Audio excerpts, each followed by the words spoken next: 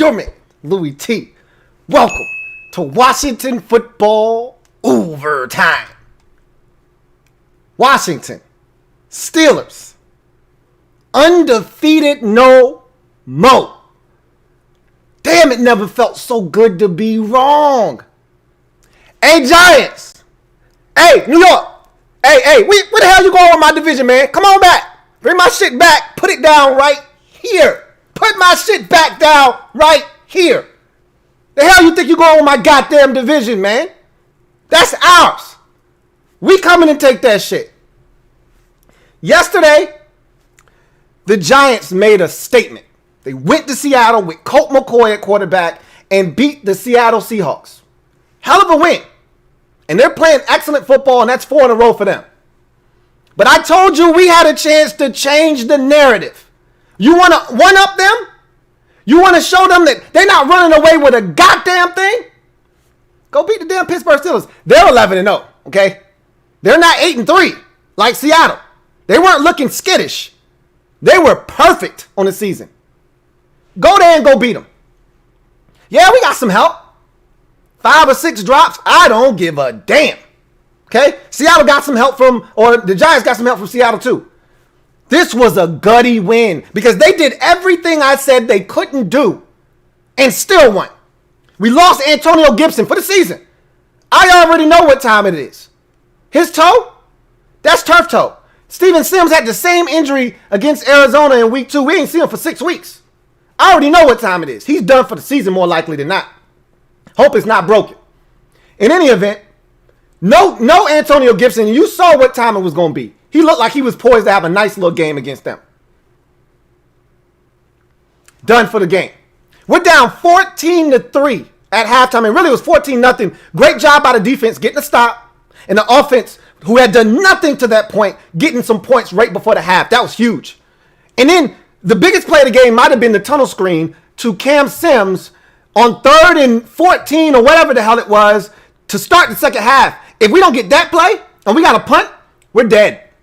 That play gave us life. Before we get into all of the analysis of the game, big ups to Montez Sweat. I begged for guys to get their hands up. Also, shout out to Deron Payne. Get your damn hands up. Quick passing game, make them pay. Let's get to some of these super chats, man. Got a super chat here from Atypical Brother. What up, Lou? This was a good win. Alex Smith, he's comeback player of the year. Still need a legit number 2 receiver and another good tight end. I agree. I thought Cam Sims was exceptional today. The one-hand grab at the end, are you kidding me? Cam Sims stepped up. And you're looking for a number 2 because Terry was non-existent today. Terry went to sleep. I told you, somebody else had, and what else did I tell you? J.D. McKissick type of game. I say, remember that game against Detroit where he had 15 targets? Look for that to be duplicated. What happened? J.D. McKissick game. We'll talk more about that a little bit later on. As far as another tight end, you damn right we do. Jeremy Sprinkle and Hemingway got hurt. We need another tight end for sure, without question. Got another super chat here from Kevin the PRF. Thank you for the super chat, Kevin the PRF. Greatly appreciate you. For all the G-Men super chatters, Captain Spartan, and the inexplicable fans still calling for Haskins, I donate these. Hashtag crickets. Moment of silence for all of those. For my man Kev. We shining. MOBB, stand up. We in the building.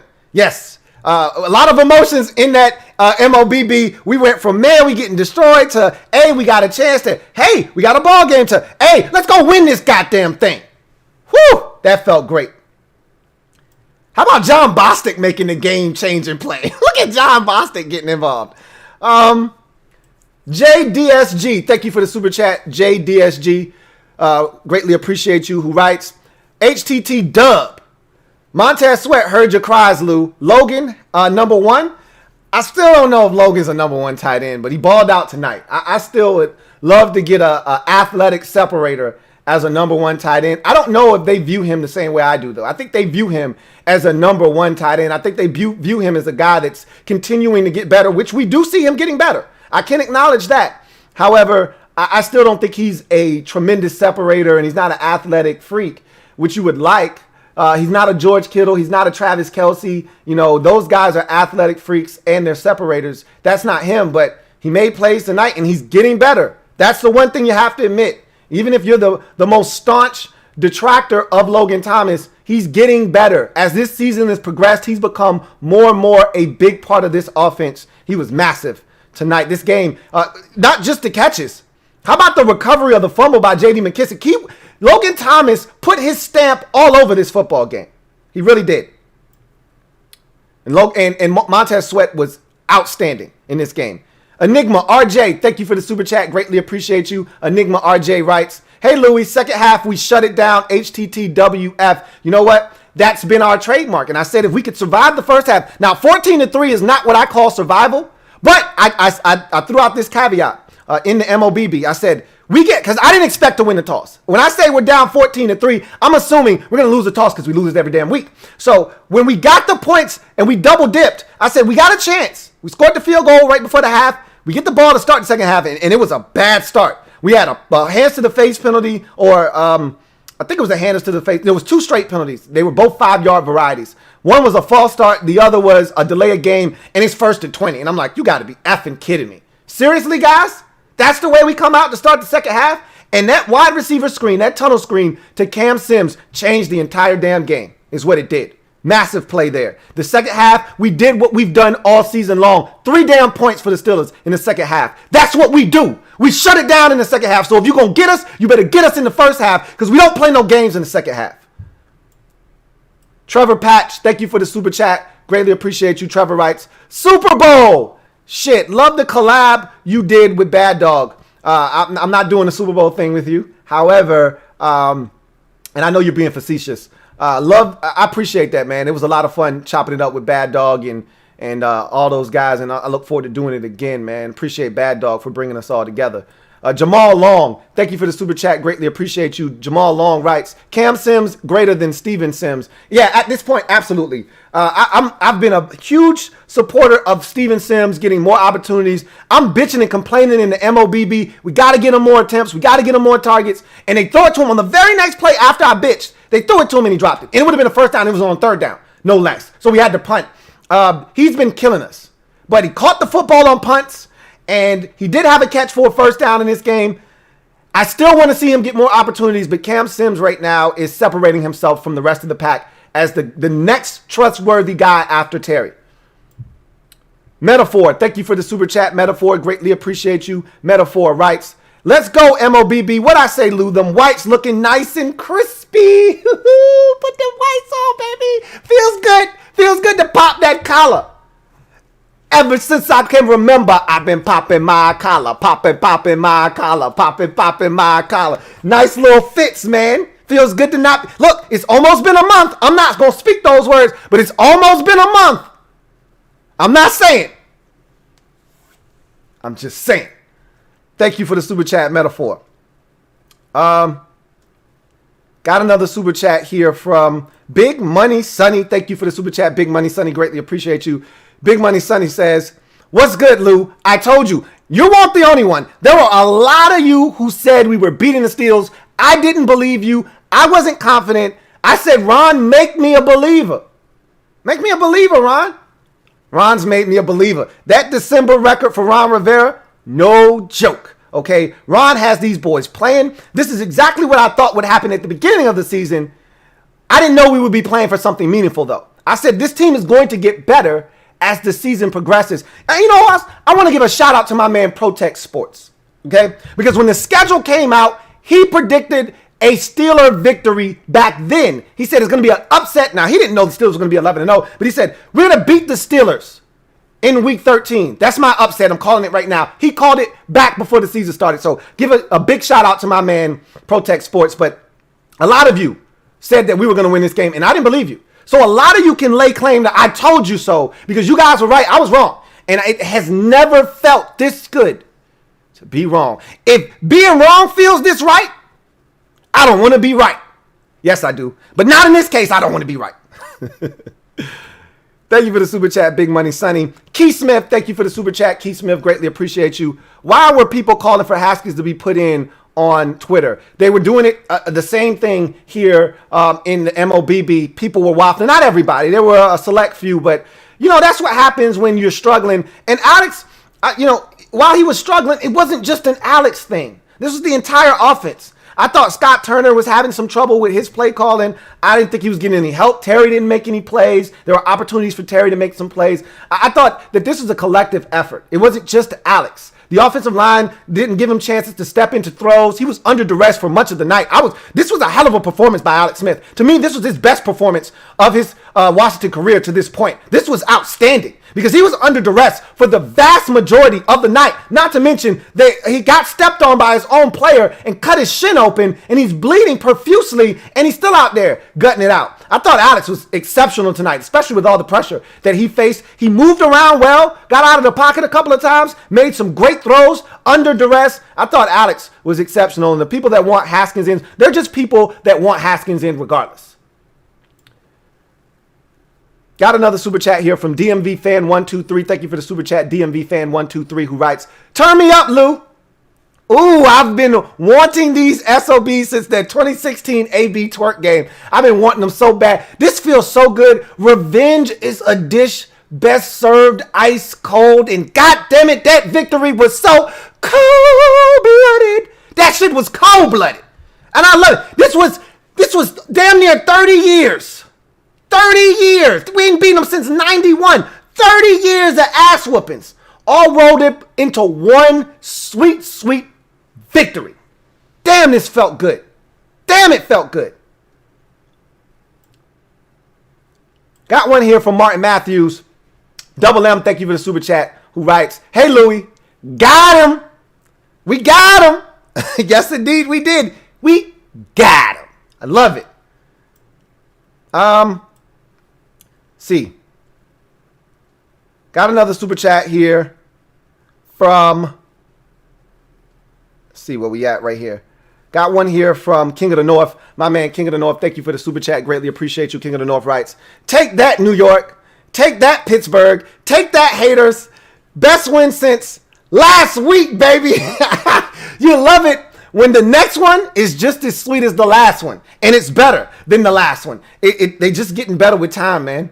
And we got to continue to build off of this. As good as this feels, next week's would feel even better. You know, remember San Francisco came into our building last year, beat us 9-0, was sliding all over the field, doing, mudslides and shit. Yeah, I got a checklist. I tell y'all this all the time of teams that I don't forget shit. Okay? I ain't forget A.B. twerking on us or Steelers coming into our house and taking over with the terrible towels. I put all that shit down. When the Buffalo Bills had Fred Jackson run the football on Sean Taylor, the first game after Sean Taylor, we had 10 guys on the field and they ran Fred Taylor up the sideline for like 21. I don't forget none of that shit. I put it down on my goddamn hit list and I check them shits off after we get your bitch ass. One at a time. Check them off. Steelers, check, goddammit. You were undefeated. Not anymore. Or as a wise man once told me, boom, not anymore. Check their ass off the damn checklist. San Francisco 49ers, your ass is next. And I don't give a damn who's playing. Chris Mullins, Ryan Mullins, I don't give a shit. Trying to get a dub. Take that, take that, take that, take that. All of y'all take that. That's right, King. Brian Norfleet, thank you for the super chat. Greatly appreciate it. Writes, "Man, that was fun. Only wish we could play the Giants the last week of the season." I said the same thing, Brian. I said the same thing. I was thinking, what would be even sweeter is if we would get one more shot at those dirty bastards. I would love just one more opportunity at their ass this year. Because they think they the shit now. They smelling themselves now, man. I'd love to get a shot at Daniel Jones or Colt McCoy's stinking ass. Just one more shot at them, but it ain't happening this year. But I know when we play them next year, hopefully, I want them week 1 next year. I want them right out of the gate. I don't even want to wait.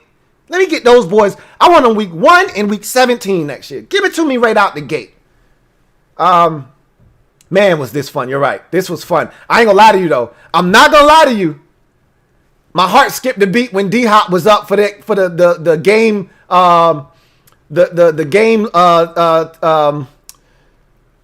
The game-changing field goal, the lead-changing field goal. My heart was beating through my damn chest. 17-17. I'm like, all right, D-Hop. I begged you before the game. Don't miss one. This ain't your third field goal. This is only your second one, so I expect you to make this. Now, the third one I was nervous for, but I felt confident at that point. I really did. Got a super chat here from Brendan McCloskey. Thank you for the super chat, Brendan. Greatly appreciate you. Who writes, yes, let's go. We were screaming that in the MOBB the entire game when it came to that fourth down stop. And that was a hell of a stop because that was first, second, and third, and fourth down from about the half-inch line. And they stopped those boys every single time. We were screaming that when they went for it on fourth down, when he threw the pass to the running back, McFarland, out of the backfield and didn't get it. And we were screaming that when John Bostic came down with the interception late to put us in a position to wrap this bad boy up. Let's go! Man, that was awesome. Got another one here from Pasta Martin Simpa. Thank you for the super chat, Pasta Martin, who writes, Pitt did everything on offense to lose. Giants greater than Washington. Hey, you're not going to rain on our parade. Just like Seattle did the same thing that the Steelers did. Drop passes. They weren't sharp. Russell Wilson ran into sacks, missed open receivers. The Steelers did the same thing tonight. And nobody's apologizing for nothing. You go out and you find a way to get it done. And that's what the hell we did tonight. And I love it. Want some more of it? Hey, Giants, where the hell you think you're going? Come back with our damn division, man. Put that shit down right here. We going to fight for this. Put it down right here. Got another super chat here from Rob U. Thank you for the super chat, Rob U. Greatly appreciate you, Rob U, who writes, what up, Lou? Great win. This defense really came through. Even though the D-line had its moments throughout the year, these guys hustle. Look. I love what Jack Del Rio did in this game. It was a bend but don't break effort, similar to the Cincinnati game, similar to the Dallas game even.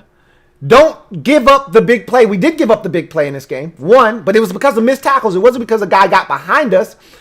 If you come with pressure against Ben, he's a veteran. He's seen it before, done it before. He's going to find where the pressure is coming from and exploit you. So instead of giving him an easy throw, a catch and run opportunity for a big play, keep everything in front of you. And they did a really poor job of securing the football, did the Steelers. They dropped a bunch of them. Look, again, that's not our problem. That's not our problem. It was a great defensive game plan from Jack Del Rio. Look, we're not impressed with the Steelers' offense. I told you I wasn't. But I respect their offense. But just don't give up the big plays. Don't hurt yourself. Don't turn it over. Even though J.D. McKissick tried, don't turn it over. You'll give yourself a chance to win. And what did I ask y'all for? What was one of the keys to the game? I just want one turnover. That's it. I don't need any more. I told you, I don't need nothing more than just one. We got that one, and that was enough. That's all I needed. You're right, Rob. The defense really stepped up. Big time. Lurts of Orthanic, thank you for the super chat. Greatly appreciate you. Lurts of Orthanic writes, iconic win for y'all. Legendary. History tonight. I don't know about legendary, but I can tell you we stopped history from being made. Steelers were going to be 12-0 if they won today. Let's stop all of that right now. Stop that. Like, hey, 72 Dolphins, you're welcome. Go ahead and pop that bubbly, man. I'll be there to take a sip in a little bit. Got a super chat here from Alec Meehan. Thank you for the super chat, Alec. Greatly appreciate you. Woo! Let me get a Ric Flair. Woo! Styling and profiling. Woo! We told you, Lou. We had a feeling them boys got their hands up. D-line wrecked the game. O-line did an excellent job protecting Alex. Hashtag MOBB. You're absolutely right. I cannot deny it. You guys, I did a whole video, Washington Football Nightly, starting the show off talking about how you guys were overconfident. You were overconfident for a reason because Ron has instilled something in you that I was late to the party on, and that's confidence. Ron has instilled confidence in you guys that we can do this, that this isn't the same old Washington football team. This is a new regime. It's a new era, and Ron Rivera, Ron's plan is in full mother effing effect. Gotta love it. You got to love it. And the D-line was exceptional at getting their hands up tonight. You're absolutely right. The O-line, I thought they held up well. They did give up some pressure. The pocket was consistently collapsing tonight, but you got to give them credit. This is one hell of a Pittsburgh Steelers defense and a defensive front, and they stepped up to the plate and answered the challenge. And again, gutty performance by them. Brandon Sheriff leaving the game, coming back. Morgan Moses was banged up. You could see it. He stayed in and fought like hell. This was a collective. Wes Martin coming in, not wetting the bed. I thought this was a collective effort. How about Cornelius Lucas keeping it nice and quiet with the youngster Alex Highsmith on the left side? It was a collective effort. You got to give credit where credit is due. Guys stepped up and made their presence felt tonight. Martin Matthews, double up, thank you for doubling up. Martin Matthews, greatly appreciate you. Martin Matthews writes, hey, Louie, Logan played out of his mind. Logan was absolutely out of this stratosphere tonight. And like I said, it wasn't just the catches. Because I remember saying in the MOBB tonight, he's the only one that has come to play. Early in this game, nobody looked prepared to go against this Steelers defense outside of Alex Smith, Antonio Gibson in his short, brief time, and Logan Thomas. Everybody else looked like they were scared, ill-prepared. I don't know. It was cold. Yeah, it was cold as shit outside. Maybe they were cold. I don't know. But Logan was the one guy that was fighting for first downs. He was catching everything. How about the one-hand catch to start the goddamn game? Did you forget about that? Because it happened at the very beginning of the game. Logan came ready to play, man. On a night where everybody had butterfingers, including Terry McLaurin. This man's catching one-handers behind him, going in the opposite direction. Logan Thomas was in fuego tonight. And that fumble recovery might have been his biggest play of the game. We'll talk about the touchdown. We'll talk about the big catch down to the one in the first half to set up the first touchdown of the game. We can talk about all that. How about the fumble recovery? He doesn't recover that. If TJ Watt gets his hands on that, we lose the game. Thank you for that, Double M. JP, thank you for the super chat. JP, greatly appreciate you. My man John Perez writes, what a win and an upset in enemy territory. Time for the media to start giving us some damn respect. A new era has arrived. You damn right it has. And I told you it was going to come. You could see it already coming. I told you last Monday night when Seattle was playing Philadelphia and they started talking about Seattle's remaining schedule and they looked at that Giants game and they looked at that Washington game and you heard what they said. That Giants game, not going to be easy. Giants playing good football. That Washington game, not going to be easy. Washington's starting to come on. This NFC East all of a sudden doesn't look as bad as it did a month ago. The jokes have stopped. Because in just 24 hours, the NFC East just rocked two of the best teams in all of football. The Giants went out west and smoked the Seattle Seahawks, and we went to the Midwest and we got us a piece of the Pittsburgh Steelers. So you're going to put some respect, not just on our name, but the entire goddamn division. But yeah, give that respect to us too, because we earned that shit. You damn right. Thank you for the super chat. Got one here from Home Sports. Thank you for the super chat, Home Sports, who writes, hey Lou, I'm here to confess my sins. I was out on Ron Rivera. Let me put some respect on his name. Thank you for coming back and confessing your sins, man. Because at some point this season, about 98% of us said something against this team. I never went against Ron, but I thought the season was over when Kyle Allen got hurt. I condemned this season and said it was done. I did the old Mike Shanahan. Now let's start evaluating players for next year. And Alex came in and said, whoa. He pulled the old Robert Griffin III on us. We ain't evaluating shit for next year. What about this year, Lou? What you talking about? Let's go win this division. Hey, this division stinks. Let's go get it. All right, well, let's do it. If you down, I'm down. If you game, I'm game. Let's go. So you're not the only one. And you're not the only one that was ready to jump ship on Rivera. I told you guys, I was getting in the car, and it might be a bumpy ride, but I said I'm putting on my safety belt. And wherever Ron takes me, we just going to go together in this car. And if he wrecks the car, I got on my safety belt. I won't go through the windshield. I told you guys, either get out of the car or put your safety belt on, because if we do crash, I don't want you going through the windshield. He says, I was wrong. I'm a clown and I deserve to get roasted. Nobody's roasting anybody here, man. We here to celebrate. Celebrate, goddammit. We just beat an undefeated Pittsburgh Steelers team in Pittsburgh. We ain't here to roast nobody. We all make mistakes, but that's why we all love one another, because we family, man. And we get to bask in the glow of all of this. I told you, what makes these moments that much sweeter is the struggle. It's the struggle. It's easy when you're winning to be excited and everybody. It's hard when we have a 30-27 loss on a 59-yard field goal by Matt Prater to the Detroit Lions. Or we go for 2 and we lose to the Giants. It's hard to show up for overtime. But y'all do it every week. And that makes these types of wins that much sweeter. Got another super chat here from Santiago Tradell. Thank you for the super chat. Santiago Tradell, greatly appreciate you. Who writes, who said the Giants was the biggest upset of the week? They definitely didn't see us play today for show. Look, I told you guys that we had a chance to one-up them. I wasn't confident that we were going to do it, okay? I'm not going to sit here and take credit for that. But I told you we had a chance, and I told you I liked our chances. I just didn't think we were going to do it. Similar to Thanksgiving. I told you I like our chances against Dallas. I just didn't think we were going to do it. Same thing here. I liked our chances against this Steelers team. I told you they're a good football team, but they're nothing impressive. They're just good. They're good at what they do. They find ways to win, and that's what the good teams in this league do. They find ways to win. But they're not unbeatable.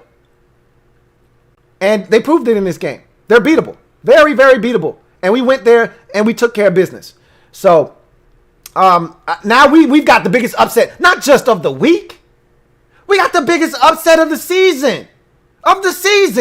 We just knocked off the last undefeated team in the league. We did that.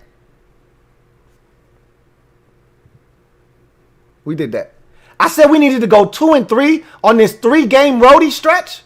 Well, I'm greedy now, man. I'm greedy now. 2 ain't enough.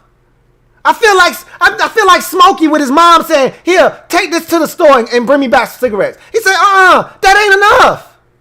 You know what? I ain't his mama. I ain't gonna say, well, make it enough. Those 2 tasted so damn good, I'm greedy. I want 3. I want all 3 of them on the road now. We're gonna take this short week, take that trip out to San Francisco, and we're going to get us another one. This one tasted so delicious, man. This dub, I feel like Jameis. I got a Jameis attack coming on. That dub tastes so damn good, I want another one. Or as DJ Khaled says, and another one. I want another one. Thank you for the super chat, Santiago Tradell. Got another one here from CGM87. Thank you for the super chat, CGM87, who writes, Lou, I fell into the trap thinking we were going to have a reverse Dallas game after a 14-zip, but we know we aren't Club J, bad team that quits anymore. I told you that a long time ago. That the one thing I told you about this team, and I told you this early on, and you could see it. The Arizona game was perfect proof early on. Week 2, you're down 20-0 at half. If this was Club J, that's a 37-13 ass whooping. We fought back in that game and got it to a point where Arizona actually had some game pressure on them. They ultimately won the game 30-15, but we actually got that game to 23-15, a 1-score game. So this team doesn't quit. And there have been some games where we felt like we weren't really in it, but we were out of it, but we never, ever quit. We haven't gotten our asses really thrashed this season. Like, there hasn't been that 24-point ass thrashing. The biggest deficit we've had all season was the loss to the Rams 30-10. And that was a game in which we had an injury. Alex had to come in for the first time. It was nasty outside. It was horrible. We fought every game. Down 20-3 at halftime. Down 17-3 at halftime. Down 20-0 at halftime. We fought every single time. That's the one thing I could say. As this season continued to progress, we never quit. Never. Could never say that before, but you can say it now. It's a different culture here in Washington, man. You got Ron to thank for that. Can't wait to see the victory speech in the locker room for this one. That's going to be epic. JP, double up, thank you for doubling up, JP. Greatly appreciate you, my man. JP writes, Logan Thomas is a grown man. He's a grown-ass man. Say something. I dare you. Thank you for that super chat, JP. Joselle Charles, thank you for the super chat, Joselle Charles. Greatly appreciate you, Joselle writes, much love, Lou. I've watched your show for 4 years now. You're doing a good job. I see you replacing Santana Moss for a Washington analyst. Please, Super Bowl time. I hope that a Super Bowl is coming in the near future. It ain't this year, obviously, but I like the way this thing is trending. We're going in the right direction, man. This feels good. It feels really, really good. We deserve this, man. Don't we? We're not done yet, though. Like, we can look, I've always said, enjoy these. Enjoy this. Don't feel bashful. Enjoy this. I don't give a shit it's just one win. Enjoy it. But we're not done yet. Don't be satisfied. There's a difference. You can enjoy this, but still want more. I just told you. I want more. I'm excited, but I'm already telling you. I'm looking forward to next week against San Francisco because I want more. I'm being greedy.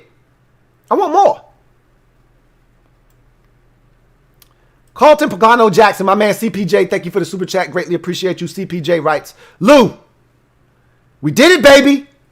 We are resilient, and we won't give up. Big ups to Cam and LT. On to the next one. Hashtag Mob Squad. Yes, sir. Yes, indeed. Logan Thomas was exceptional. Cam, look, if you're giving out game balls, it's Cam Sims, it's Logan Thomas, it's Montez Sweat. Those are your game balls right there. It's enough to go around. I think you need to hand one to Ron Rivera and Jack Del Rio as well. A lot of game ball. And Alex Smith, give him one too. Shit. I felt like there were a lot of really valiant efforts in this game, man. I mean, we were down 14-0. This thing was trending in the wrong direction. We never blinked. We never wavered. Stayed the course. And just chipped away. Chip away.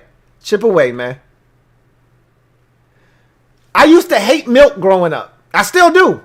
I only drink milk in my cereal. That's it.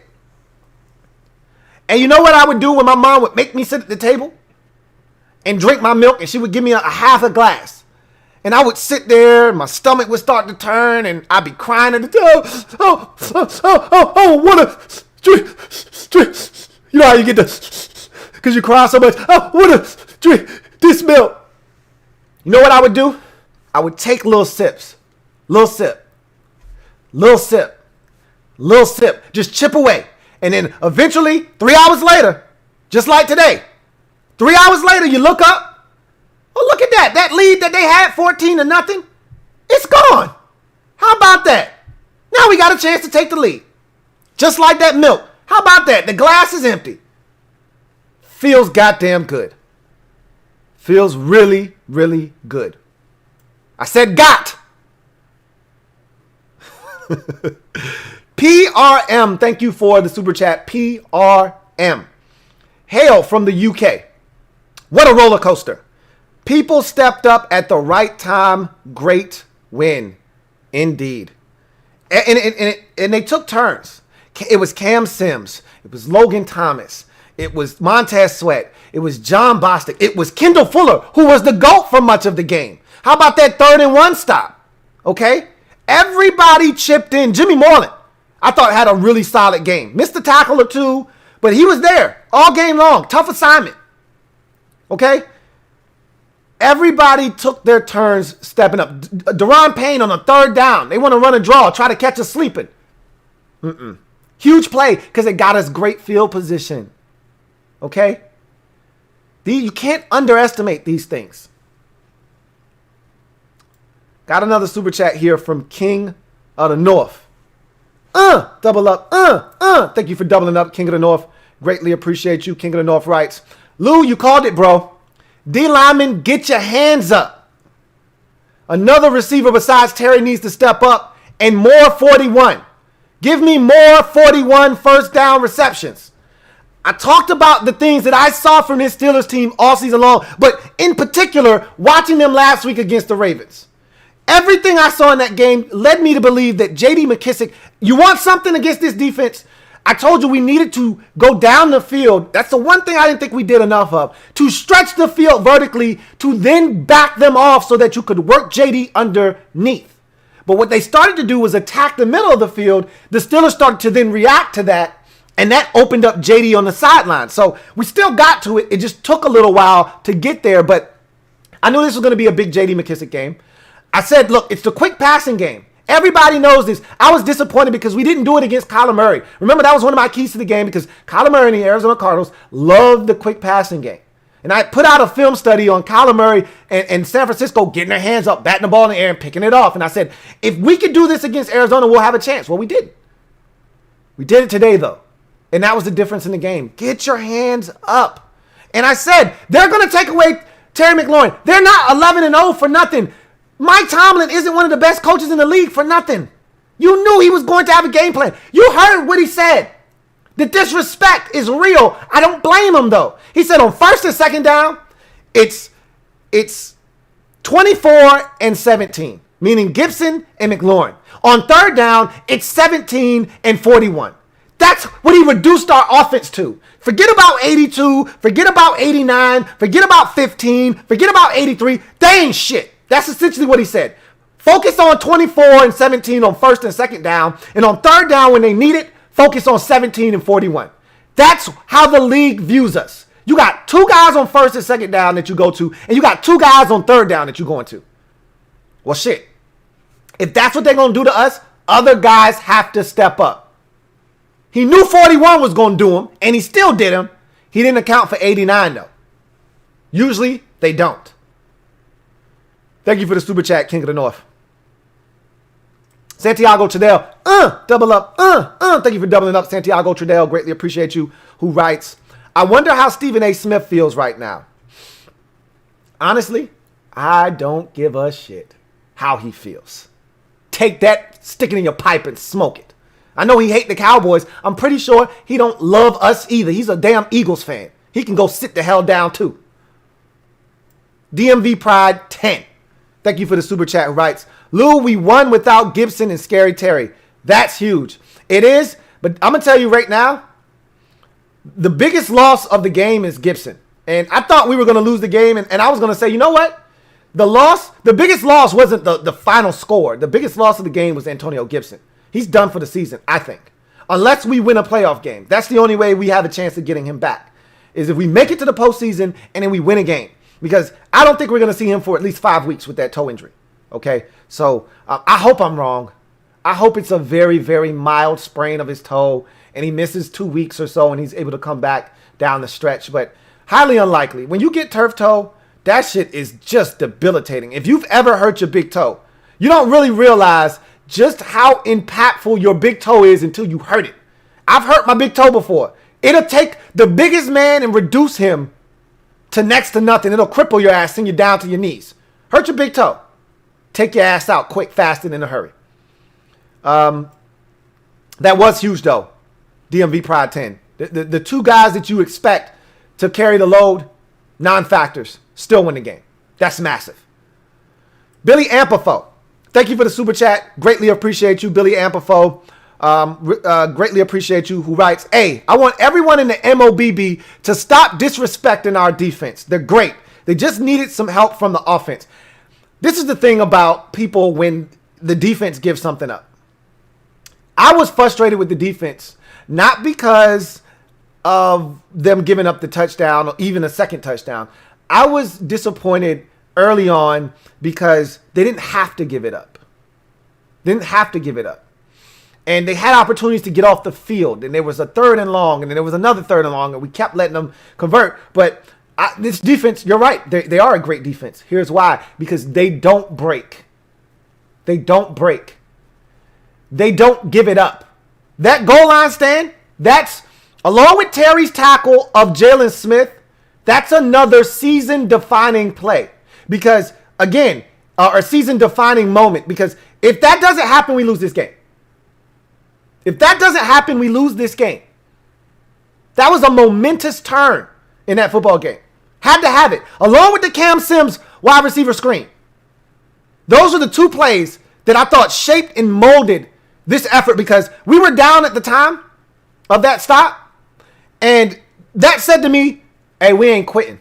Because it was first and goal from the 6-inch line. A Ben Roethlisberger quarterback sneaking there in.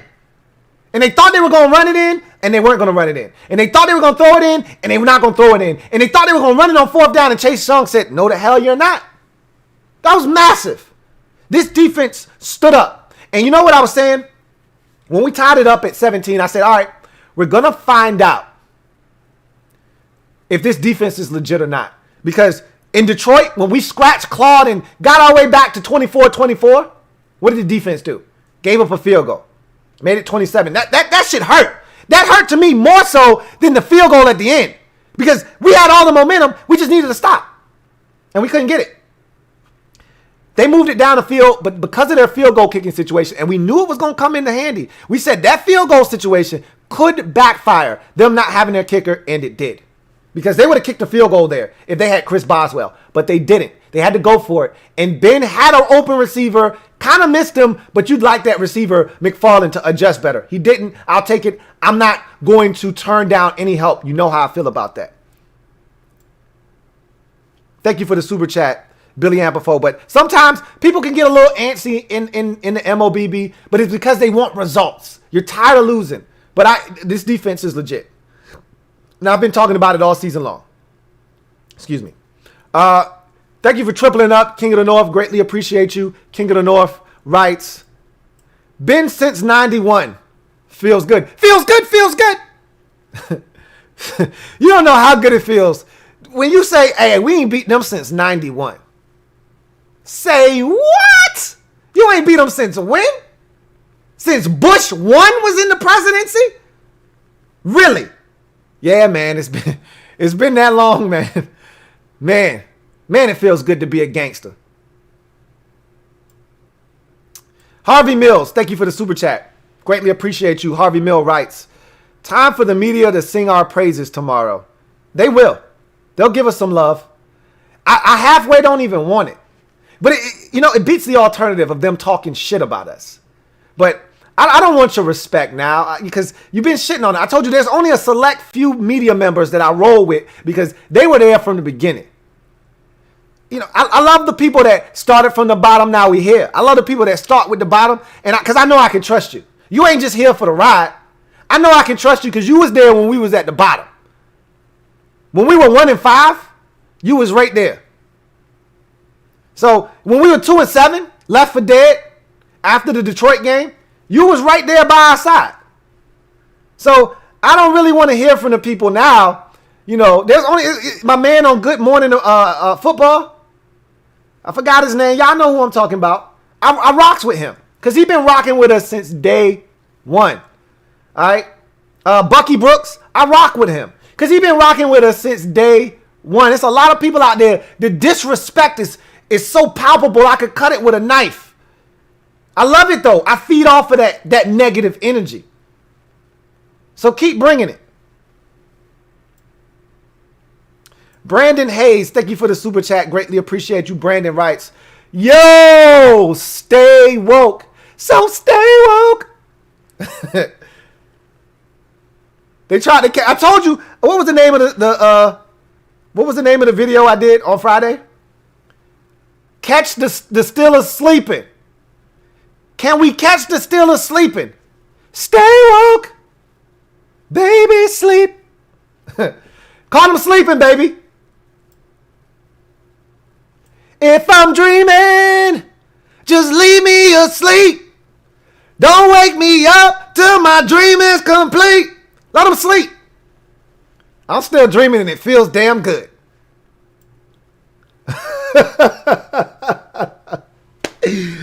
Oh, man. 99 Problems Chase 8-1. Thank you for the super chat. Greatly appreciate you. He writes, Lou, are you getting upset about how they are using Chase? Too many stunts and dropping into coverage for me when they got him after the quarterback, period. But good win. I was frustrated with how many times he was looping inside, yes. And I was also a little frustrated with Chase. I know what he was trying to do. He was trying to catch the Steelers with the quick passing game. He wanted to get his hands up. He was looking. He kept not rushing and kind of sitting back. Maybe they're going to throw it out in the flat so he could turn and run. I was like, Chase, just go, bruh. Just go. I don't like how they continue to stun him inside. Just let him go. Turn him loose, man. Turn him loose. But it's all a part of the plan. There's a method to their madness. They didn't drop him in coverage as much. I think when I watched the film and we watched the film, we'll see that he didn't drop in coverage that much. I think he did drop into coverage like twice, if I remember correctly. The stunts were ridiculous, though. He ran a ton of inside rushes and a couple of rushes, at least 5 of them, at least a handful where he's kind of just standing there waiting for Ben to throw it and try to get his hands up. I'm like, just go, bro.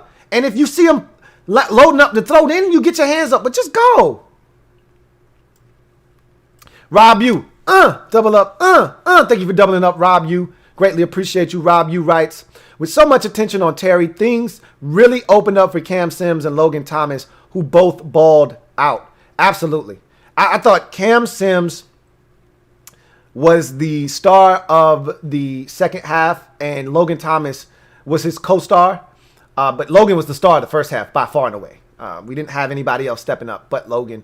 And I thought Logan continued that in the second half. But Cam Sims, it started at the end of the first half. Remember, on that field goal drive, Cam Sims caught the shallow cross, broke the tackle, got up the sideline, great block from Terry, gets out of bounds, and that's what helped us get into field goal range. And it started from there, and he started gaining confidence. I was disappointed that he didn't catch the fade from Alex Smith. He should have caught that. If you want to be the number 2 guy, I need you to catch that. That can't be a knockaway. You can't drop that. You can't catch it in between your legs out of bounds as you're laying on your back. He caught a couple of passes with his legs in this game. He needed to catch that. But outside of that one, yeah, he had to drop on third down, but he wasn't going to have the first down anyway. I thought he was exceptional. I did. Barrett Downing says, first of all, thank you for the super chat, BD. Greatly appreciate you. My man Barrett Downing writes, Lou, this was absolutely an out-damn-standing, he said an out-damn-standing, let's get to it.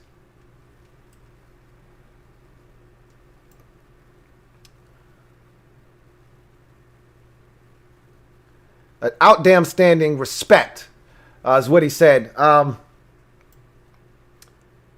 Jesus Christ. Excuse my language. So many chats just went away. But we're going to pick up where we at. Got a super chat here from Luke Butts. I just want to see my team fight, and they fighting, baby. Absolutely. I can't state that enough. I can't state it enough. How much these guys are putting up a fight. And I talked about in the MOBB, I said, I don't care how the outcome of this game goes. I wanted to win, don't get it twisted. But I said, I don't care how it goes. I'm just proud of my team because of the fight. We were down 14-0. We looked lifeless. We had 86 yards of offense heading into that final drive of the first half, and the defense gets a massive stop. DeShazer Everett coming over. Chase Young, great job of rallying. DeShazer Everett comes down, hits him. That was a poor spot by the officials. They tried to jerk us, but it ended up short anyway. It was a poor spot. Terrible spot. They had to punt the football, and Cam Sims makes the play. We end up getting a field goal before half. They just fought. They just kept chipping away. It's big time. It's big time. The Blocker, thank you for the super chat. Greatly appreciate you. The Blocker writes, let's go. Thanks, fam. You kept me balanced, Lou. Look, I'm trying, man. It was tough. I'm not going to lie to you. It was tough. You know, that first Giants loss, because we thought we were going to I thought we were going to beat the Giants. You thought we were going to we all thought we were going to beat the Giants. That was tough. And a lot of people jumped off the bandwagon that day. That day. Then we beat Dallas the following week.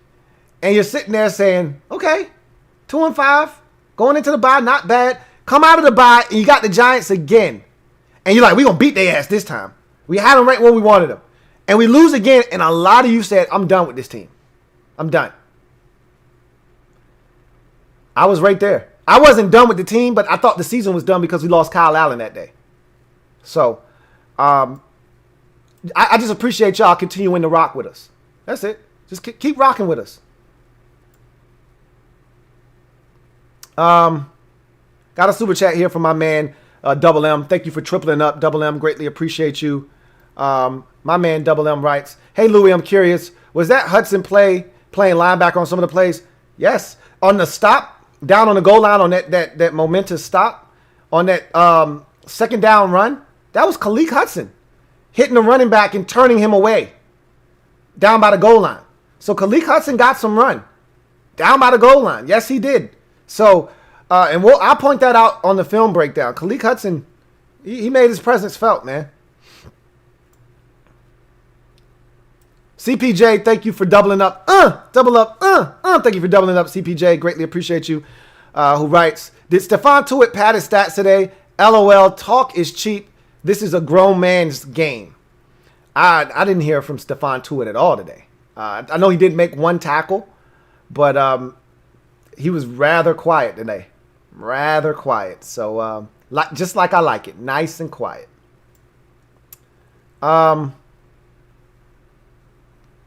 Let's see.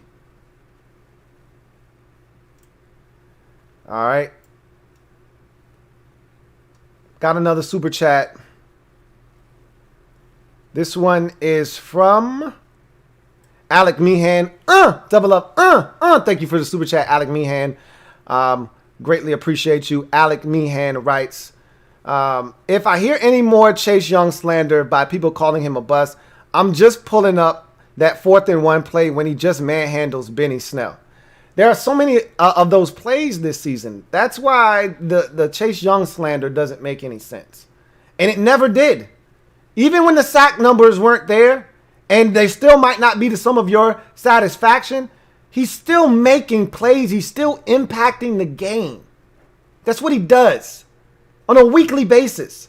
So outside of the Detroit Lions game, which I thought was his worst game of the season, and honestly, I thought it was the worst defensive game of the season because we didn't stop the run. We didn't stop the pass consistently enough. I didn't think we were good in that game, period. He wasn't the only one that wasn't good in that game. And then, of course, he had the boneheaded penalty late.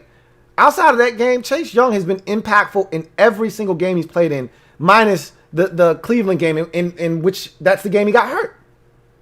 And he was out of that game early in the second quarter. Outside of those two games, he's been outstanding every single week.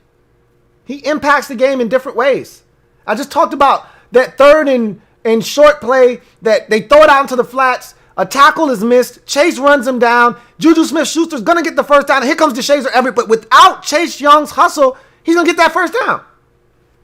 So, again, it's Chase Young making plays. Got a super chat here from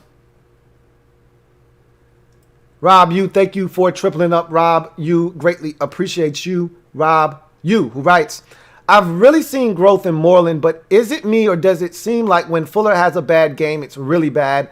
I'm still high on him, though. So Fuller, this wasn't one of his better games.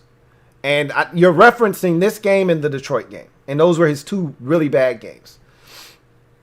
I like Fuller. I think there is a lack of aggressiveness at times. Like 3rd and 12, and he's playing way off, and he's at 17 yards, and Juju Smith-Schuster is able to run like a 15 back to 12 and easily get the first down. Like, you're too far off. You're too far off and soft. Like, and he plays his technique where his back is turned to the quarterback. So there are a lot of times where he doesn't see the ball, just like on the pass interference. He's right there. If he turns around, it's a pick. But he doesn't locate the ball because his back is turned. It was a rough outing, but when we needed him to step up on that 3rd and 1, he stepped up.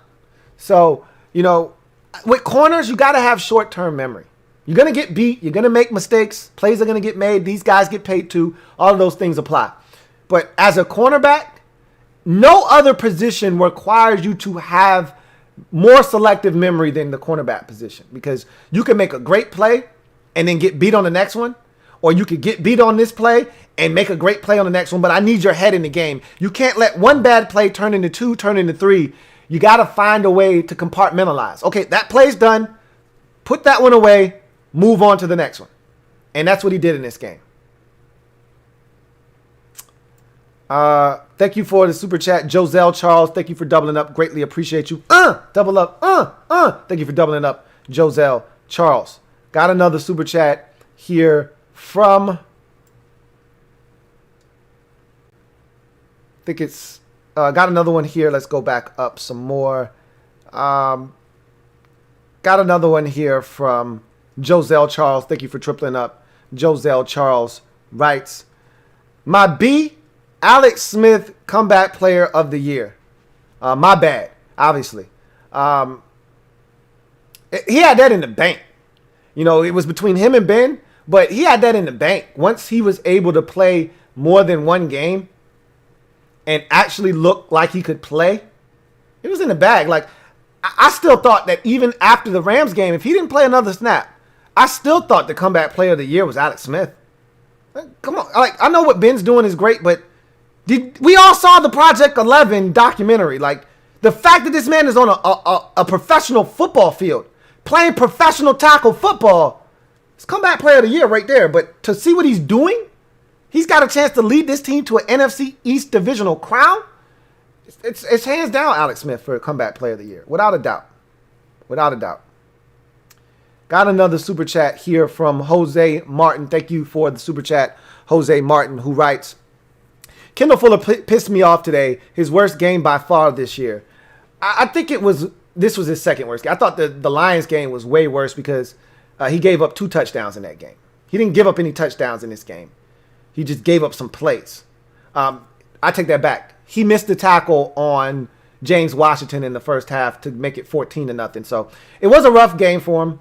But I thought the Lions game might have been worse than this. And there was no redemption in the Lions game. There was redemption to a lesser degree, but still a big play in the game. They all add up. But I can understand your frustration with him this game. This was not one of his better games at all. Alex Kurz, thank you for the super chat. Greatly appreciate you, Alex Kurz. Thank you for the super chat. Who writes, wore my grandpa's Redskins suspenders all day at work. Hung them up on a victory with his blessing from above. Called and talked to my uncle, whom I sat with as a kid and developed my fandom. Feels good, man. Thank you, Lou. I always love those stories. You know what I mean? Because usually as becoming a fan, there is a process to becoming a fan, and there are moments that kind of engrave in they're etched in your memory bank, and they forge your fandom. And so for you, it's probably sitting around the TV with your grandpa and your uncle, and you're watching the games, and you're seeing how much joy it's bringing them, and you want to feel that too, and you want to be involved, and so that's awesome, man. And yes, Grandpa would definitely be proud of this one, man. And you need to wear those suspenders more often, okay? We need more of these, for sure. Let's see. Got another super chat here. This one is from The Blocker. Double up. Thank you for doubling up. The Blocker says, our interior linemen showed up when it counted. They did. There were a couple of times they got blown back. A couple of times where they were on their heels, but they never actually allowed the pocket to fully collapse. They may have given in a bit. It started to cave, but they never allowed a jailbreak. I thought we were going to get 1 or 2 of those in this game where Alex just crumbles under pressure. Never really happened. The one TJ Watt sack, I thought Alex could have gotten out of there, and he kind of just got scared and was looking for somewhere to get out. And by the time he realized he needed to get out of there, there was nowhere for him to go. And TJ Watt got the sack, but I thought this offensive line, for the most part, yeah, they gave up some pressure. Yeah, the pocket collapsed a little bit, but they hung tough. Got another super chat from my man, Double M Martin Matthews. Thank you for the super chat, Martin Matthews. Greatly appreciate you. Double M writes, hey, Louie, this game was the first game an announcer or announcers called Montez a beast. I think this game puts a bullseye on his back and teams are going to start planning for him. Well, actually, Troy Aikman on Thanksgiving said he was a superstar in the making. So he's getting love. People know what Montez Sweat is. He's been our best defender up front this season. You know, Sweat's been phenomenal, and he's just adding to that. And I want him to get more attention, take some away from Chase, and even out the playing field up front. You know, and if they don't respect Montez, good. Let them keep eating. I love it. Want more of it. Fresh Montana, thank you for the super chat. Greatly appreciate you. Fresh Montana writes, I told you a few days ago on your live we were going to win, and you laughed at me and dismissed it. I don't think it was me dismissing it as much. And I did laugh at you, and I remember this very clearly, very vividly. I didn't dismiss you. I think came at the end of what was a long line. It's like a stampede of fans talking about how we were going to beat Pittsburgh. How are we going to beat Pittsburgh? And I was like, dude, Stop. You guys stop. You're getting out of control. You're not respecting this Steelers team for the 10-0 team at the time that they were. And so I wasn't dismissing you as much as I was like, hey, chill. That's what I was trying to convey. But again, you were right. I was wrong. And I told you, I will always be the first to admit when I am wrong because I'm going to be the first one to tell you when I'm right. So you were right. And I remember you making a super chat and you saying we were going to win the game next week against the Steelers. And I said, y'all got to stop with this, man. And so I wasn't dismissive. And if that's the way I made you feel, I'm sorry for that. It was more of me trying to lower the expectation bar a bit because of me wanting to protect some of you out there from what could be. And you guys, instead of me protecting you from hurt and harm, which is what I try to do to my family members, protect you from hurt and harm, you guys were trying to broaden my horizons. I didn't see it at the time because I've been hurt too many times, but this feels damn good. It does. Thank you for the super chat, Fresh Montana. Robert Parrish, thank you for the super chat. Greatly appreciate you. Robert writes, I'm impressed with the O-line play when needed. Thank you for the super chat. And the offensive line, I thought, like I said, they gave a little, but they never, they had a little give, but they never gave in. And that was key tonight. Big time key. Uncle Tito, double up, thank you for doubling up, Uncle Tito. Greatly appreciate you. Uncle Tito writes, Louie, last week was big, but this week is bigger. All positivity aside, what the F is good with Alex's left leg? It was gushing blood. He got stepped on by, I want to say it was Chase Roulier. It might have been Brandon Sheriff. One of the two. He was throwing a football, if you remember that pass down the middle of the field to Steven Sims when he was open, and Alex threw it a little short, and it was knocked down by, I want to say it was Cameron Sutton. It might not. I don't think it was Sutton. It was the guy that was killing us at the cornerback position from Ole Miss. Can't think of his name right now, but he had a big game, a bunch of tackles all around the football.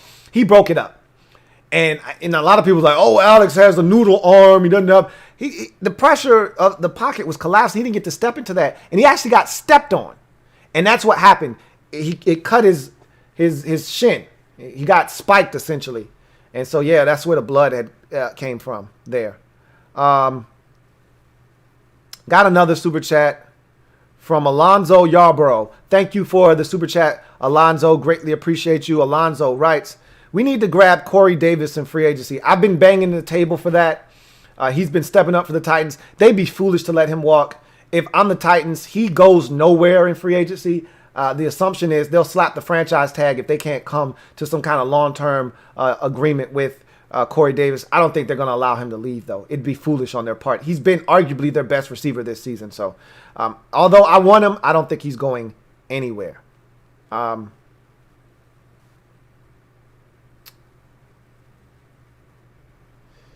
got another super chat here from, let's see.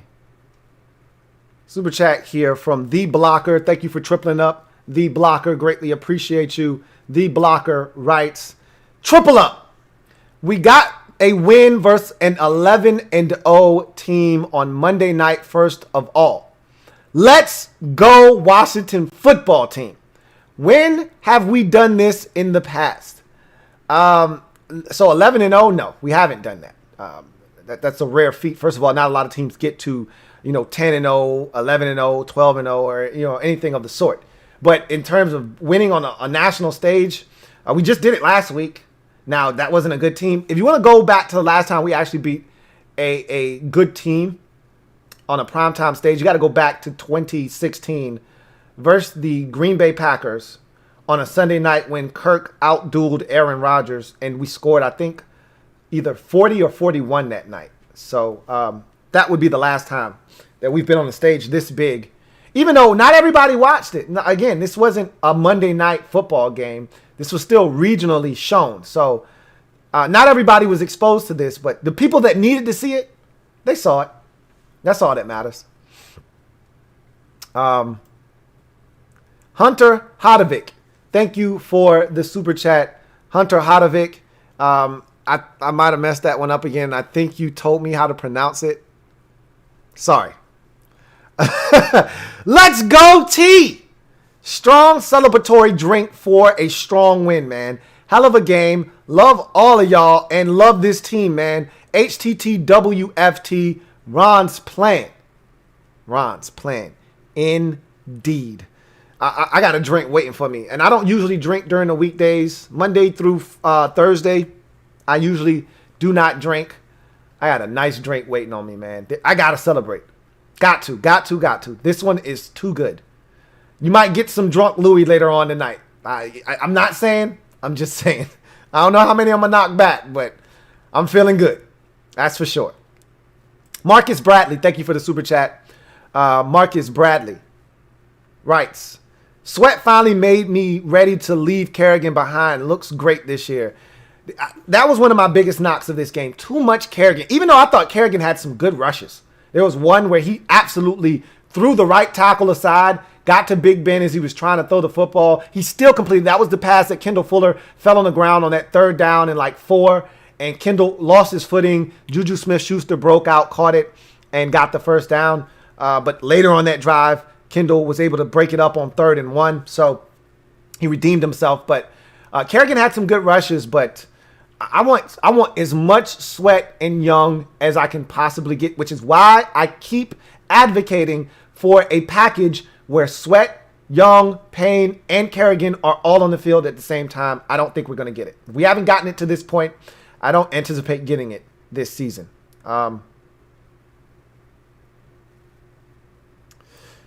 Let's see. I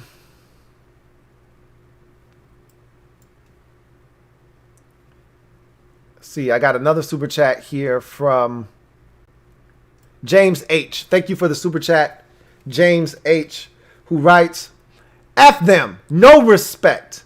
They showed us none. They went for it numerous times, testing our defense. 4th and goal, they were very disrespectful. Some of that was a product of their kicking situation when they went for it. Now, the one down by the goal line, that's just Mike Tomlin's nature. And if you look around the league, and I would have done the same thing. Because you look at their defense, you look at what they're capable of doing defensively, and look what they did to us. Where did we move the ball? All of 1 yard, maybe? I think Logan Thomas might have caught a pass. He did catch a pass on 3rd down to give Tressway a little bit of breathing room on the punt, but we barely moved the ball in that possession. You do that because you're saying to yourself, either we're going to score or you're going to have to move it 99 yards against the number 1 ranked defense in the league. Good luck. You're going to need it.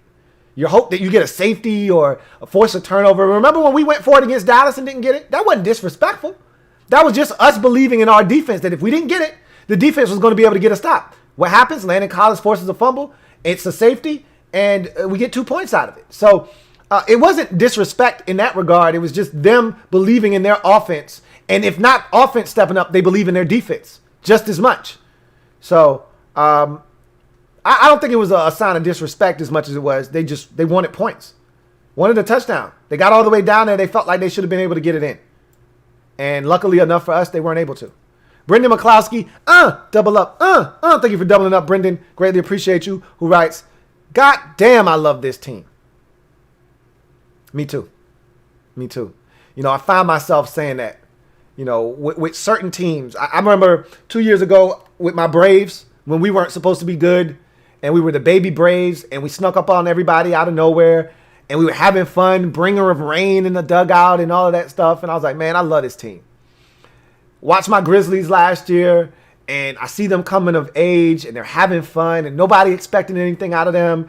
And here they were competing for the final playoff spot in a playing game versus the Blazers. And I looked, and I said, man, I love this team. And when we beat Dallas, I turned to my dad. He wasn't paying any attention to me. But I said, man, I love this team. That was right before Montez Sweat. That was the touchdown by Gibson. He was getting ready to get up and go in the garage. He had seen enough. I was like, I love this team, man. And tonight, I said it again. When we scored that touchdown to start the second half and it was 14-10, I didn't know how the game was going to end up then. Still thought we probably weren't going to come back, but I felt good. When we got it to 14-10, right out of the gate, second half, I was like, man, I think we're going to win this game. Because I told you if it was 14, anything one score going into halftime, we were good. But again, that was the assumption that we weren't getting the ball after halftime. We got the ball after half and we scored. So that felt like a 14-10 halftime lead essentially. You reset the game essentially with that score. And I said, man, these boys about to fight, man. They about to fight tonight. The Steelers thought that they were going to run all over us at 14-0. They about to fight, man.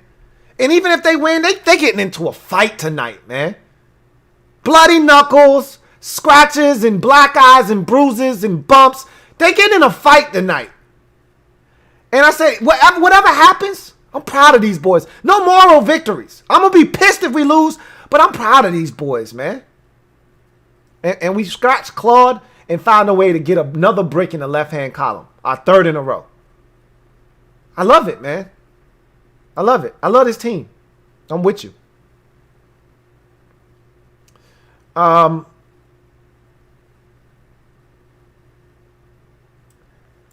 Got another super chat here from, let's see where we at. Right here. Jafal28. Thank you for the super chat. Greatly appreciate you, Jafal28. Got another super chat here from Alec Meehan.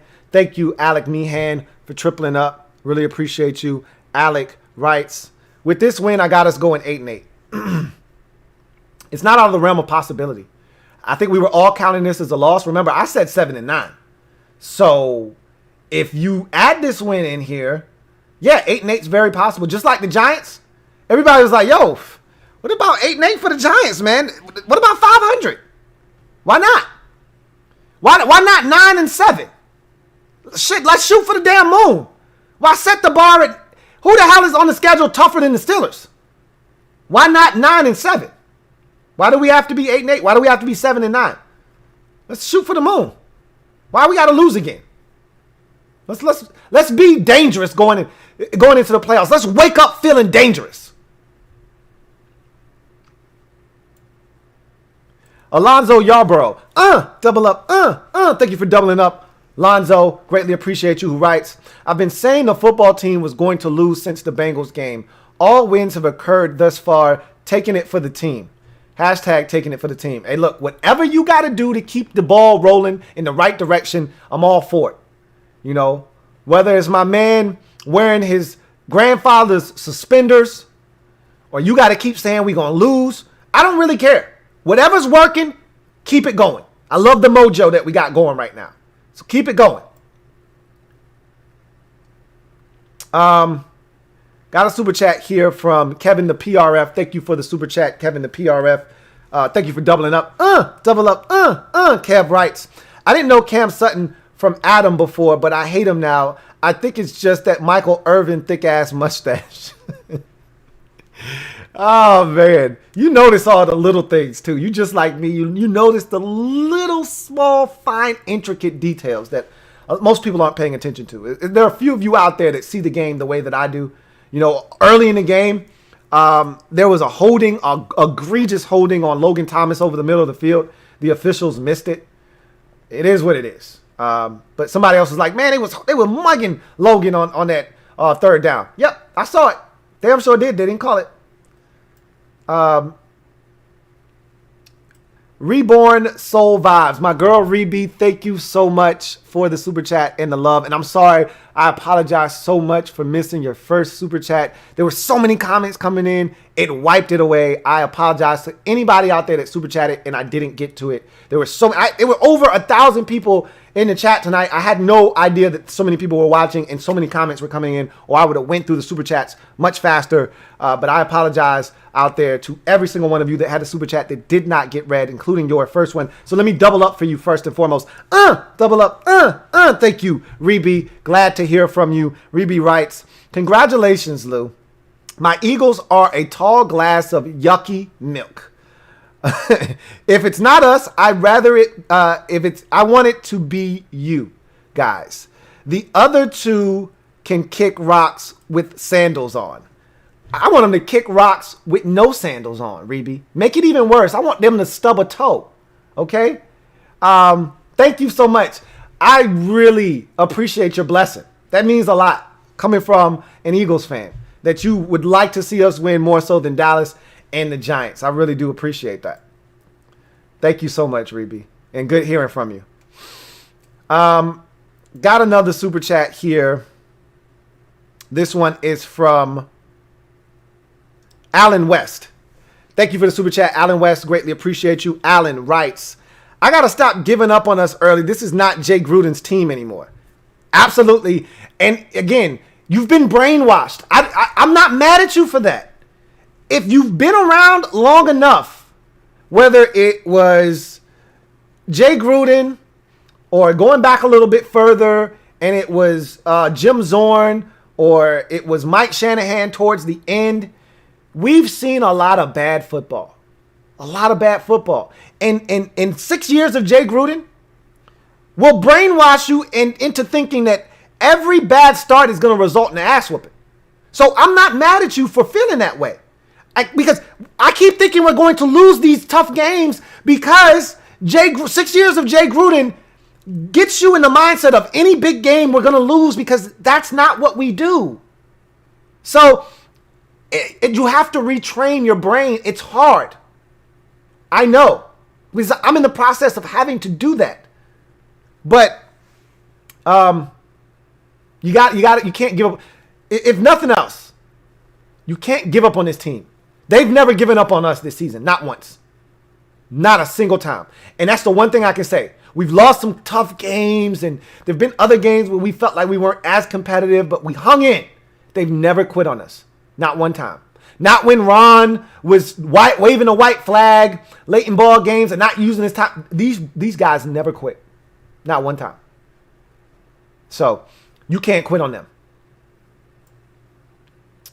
Got a super chat here from Renan Davis. Thank you for the super chat, Renan Davis. Greatly appreciate you. Renan writes, I wish I could have been a fly on the wall to see your reaction of Sweat's batted ball for an interception. I love to see Coach Turner adjust offensive plan after all adversity.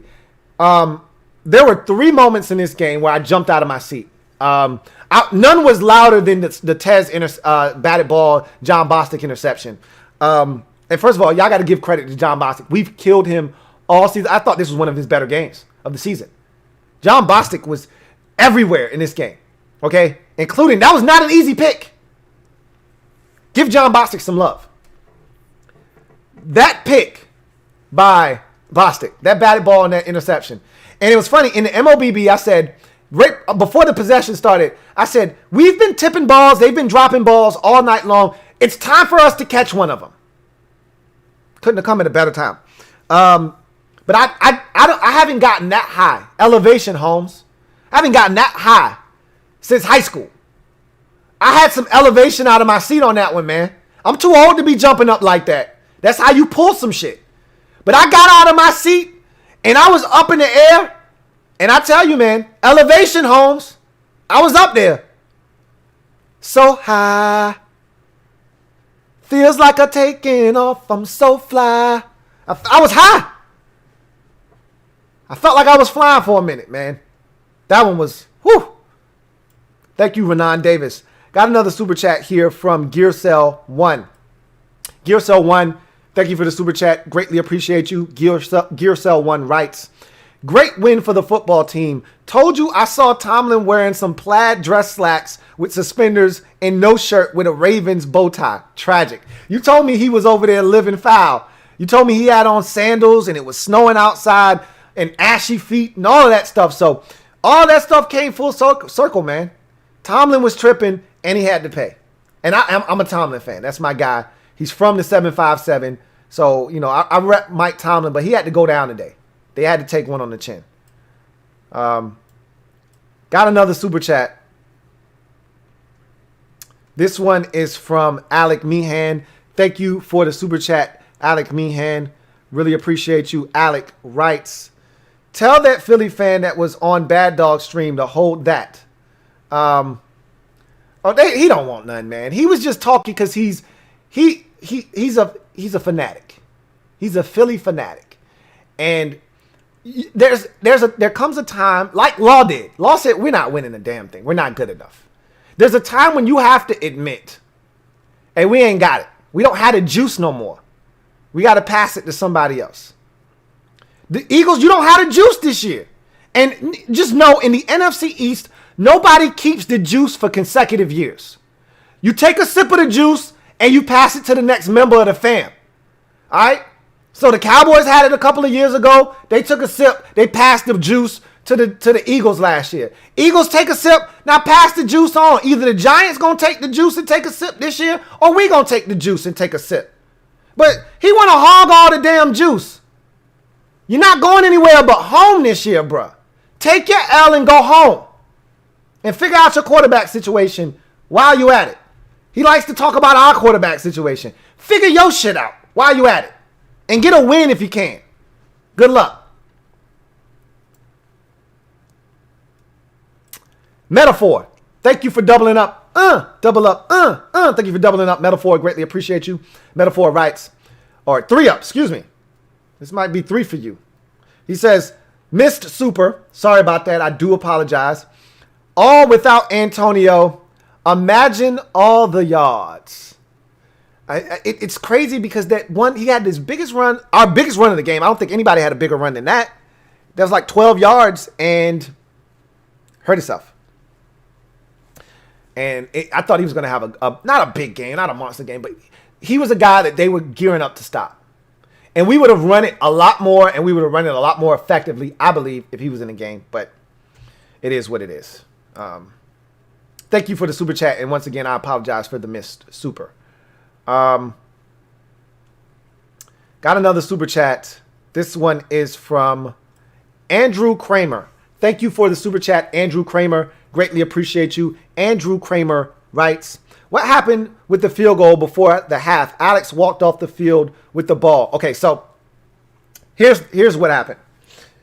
In the NFL, they don't kick the footballs that you play on the field with. They have a special ball that you kick called a K-ball. Why is it called a K-ball? It's the kick ball. Those are the balls that they kick off. Those are the balls that they kick field goals with. They don't use those balls during the game.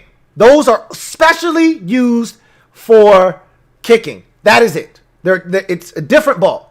So Alex was taking the game ball off the field so that the kicker and the other group could bring the K-ball onto the field.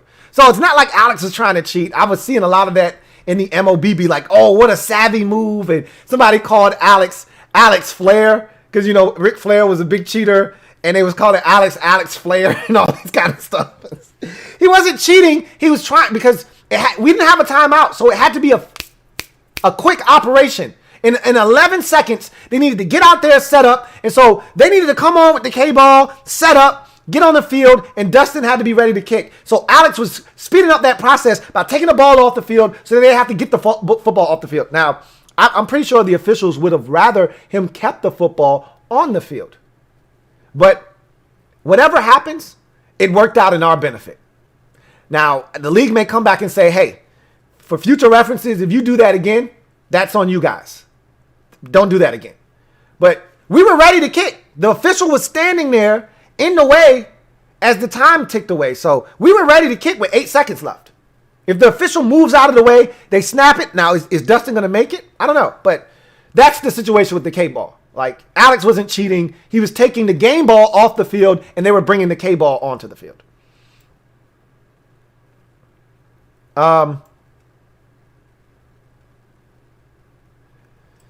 Alonzo Yarborough, thank you for the super chat and tripling up. Greatly appreciate you. Alonzo Yarborough writes, let's talk about the coaching staff's halftime adjustments. One of the best in the league. It keeps us in games big time, excited for the future.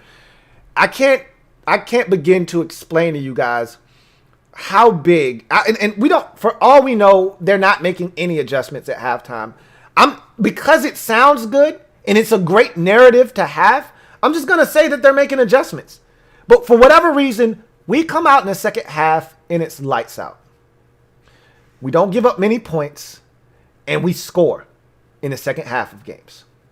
And this is a trend that has been the entire season. And it started in week 1 with Philadelphia, down 17-0 at halftime. They don't score another point in the game, and we scored 27 unanswered in the second half and win that game going away.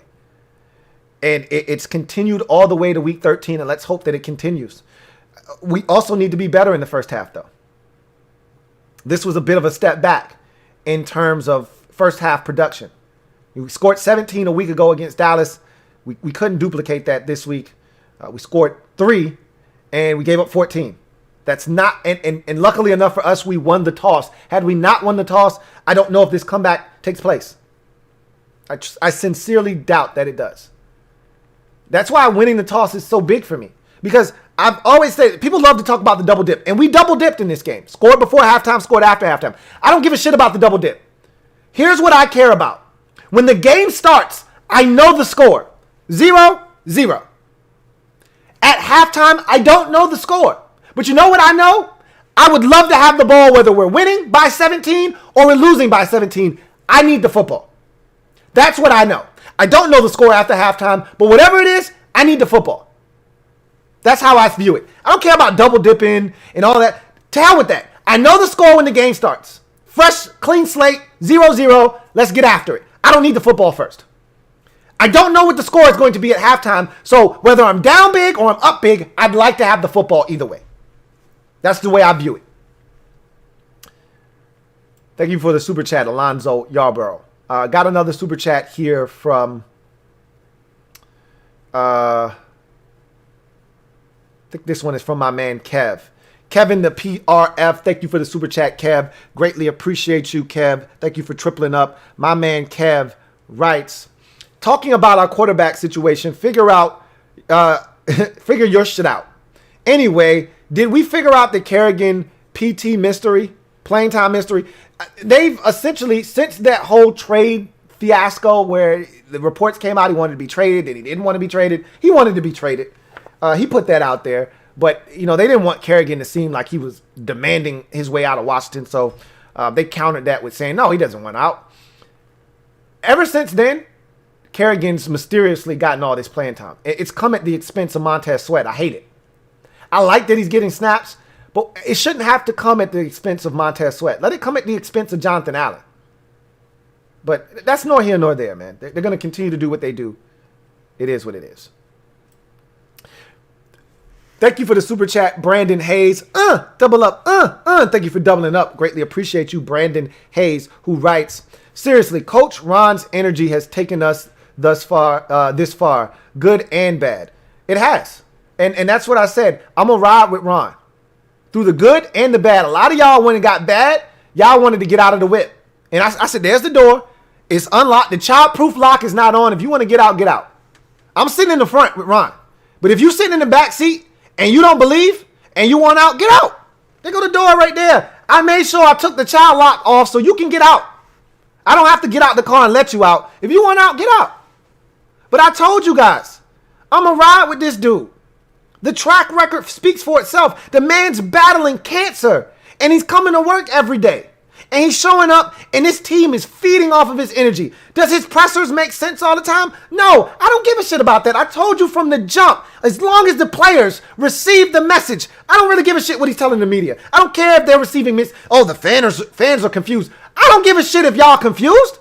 Oh, the media is confused. I don't give a damn if John Keim or J.P. Finley or any of them are confused. Who gives a shit? If David Aldridge is confused, I don't care. I do not give a shit. As long as those 53 guys in the locker room believe in the message that he's delivering and are willing to go out and run through a wall for him, because they weren't willing to do that for Jay Gruden. That's all that matters to me. And you're seeing it. These guys haven't quit. Not a single game. They've had countless games that they knew they weren't going to win and they could have given up in, and they haven't. That's not this team. That's not Jonathan Allen. That's not Daron Payne. That's not Chase Young. That's not Montez Sweat. That's not Terry McLaurin. That's not the DNA of this team any longer. We're not a team of losers anymore.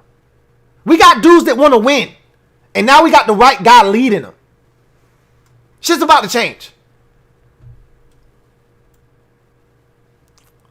Jake Hutton, thank you for the super chat. Greatly appreciate you, Jake Hutton.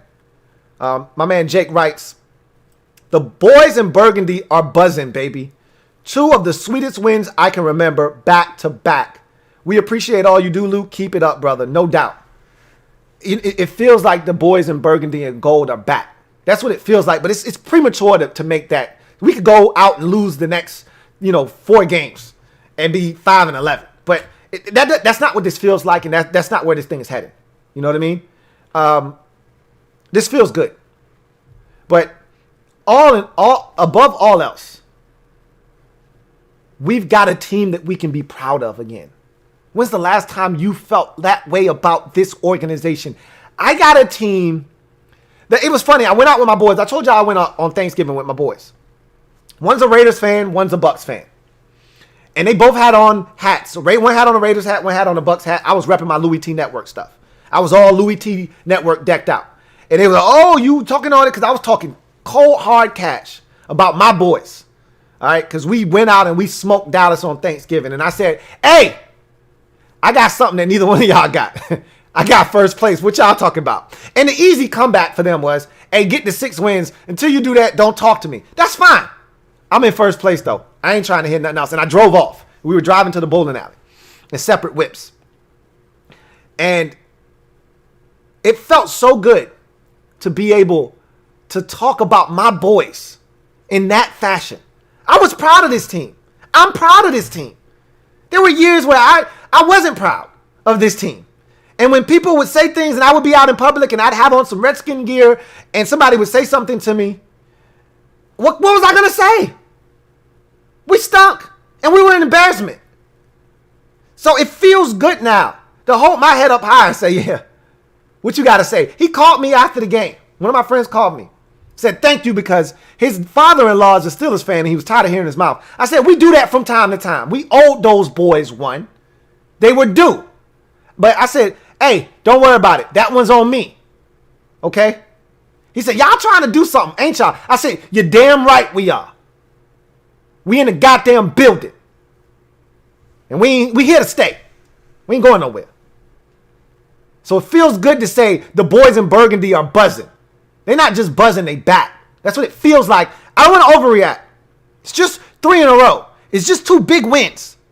But it feels like, and you know when you feel it. We all felt it when Marty was here the first time. We all felt it when Gibbs came back the second time.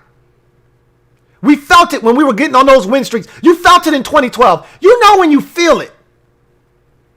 This feels a little bit different. This feels more like 2012. This feels more like Gibbs 2.0 when he first got back. That first 2005 run, because you said, here we go.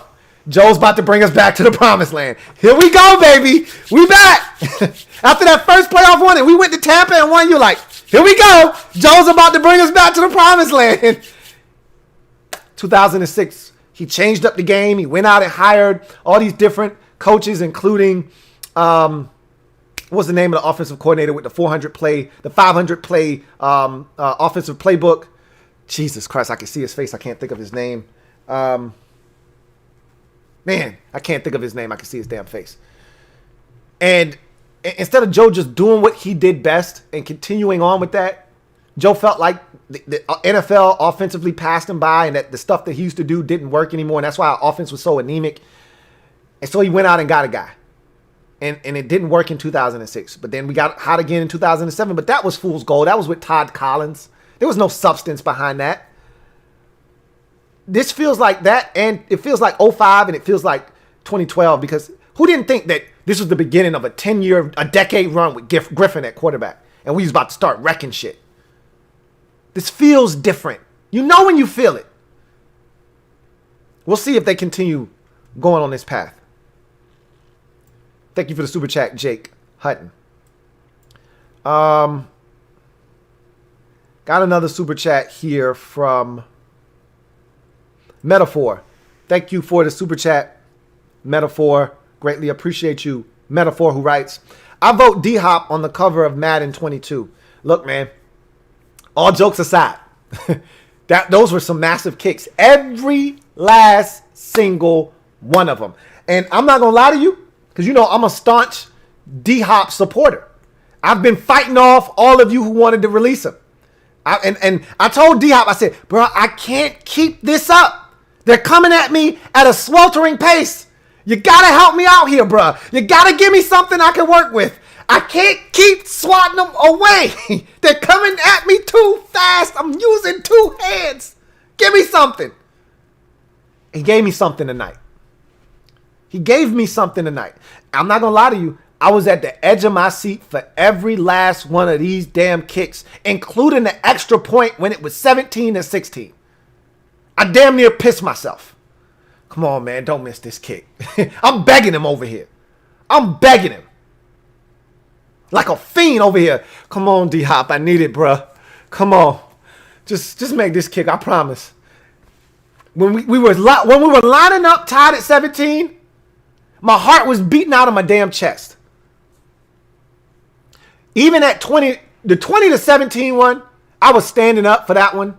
I knew he was going to make that one, but I still was nervous, but I was more confident. The most confident I was of the night was the 23, the one to make it 23. But I talked about it on the pregame show. I said, D-Hop, this is not the day. I know Pittsburgh is not the easiest stadium to kick in. And that field goal before halftime, massive. And that's the end of the field that's the hardest to kick at. And he banged it from 49, okay? That's a big kick. Huge kick, okay? Momentum kick. He misses that going into halftime. We feel like shit. We're deflated. It's a big, big field goal. D-Hop was monster in this game. Huge. That should buy him some time and get some people off of his back. He's got to stay consistent, though. Atlas013, thank you for the super chat. Greatly appreciate you. Atlas013 writes, Lou, regardless of winning the division, I'm a believer in our players and coaching staff. What does this win do for out to our locker room? MOBB, stand up. Oh, it's massive. Because now this tells everybody in the locker room we can play with anybody. We don't need to go into any game fearing anybody. We are capable of going into the belly of the beast and winning against anybody. So what that means is now, let's say we win the division. And I don't want to talk crazy, but I'm going to drop a gem on your melon. You ready? You ready? We are one game out of the 7th seed in the NFC playoffs. Did you know that? We don't have to win the division to make the playoffs. Do you understand what I'm saying to you right now? Now, granted, Detroit's 5-7. They beat us. The Giants are 5-7. They own a tiebreaker, but we don't care about the Giants because at the end of the day, either they're going to win the division or they're not.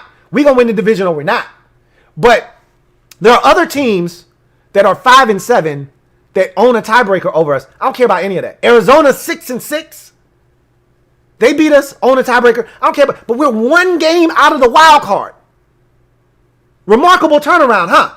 Anyway, what does a win like this do for the locker room, for the coaching staff? These players now believe.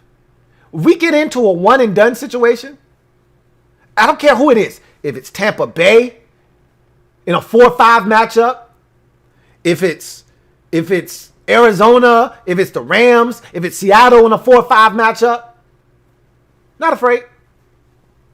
Not afraid. Won't bat an eye.